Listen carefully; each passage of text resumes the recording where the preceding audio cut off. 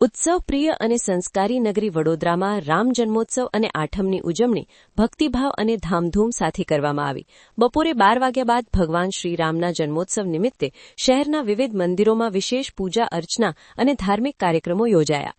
શહેરના ઐતિહાસિક મંદિરોમાં સ્થાન ધરાવતા બાબાજીપુરા વિસ્તારના પૌરાણિક રામ મંદિર ખાતે વિશેષ ઉજવણી કરવામાં આવી.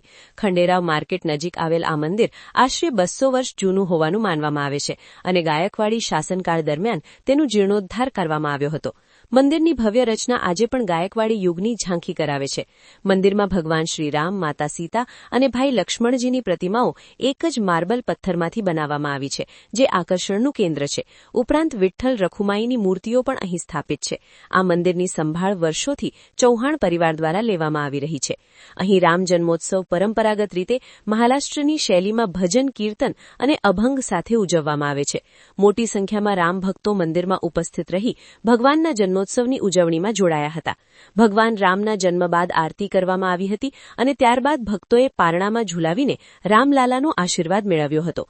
પ્રસંગને અનુરૂપ મહાપ્રસાદનું પણ આયોજન કરવામાં આવ્યું હતું.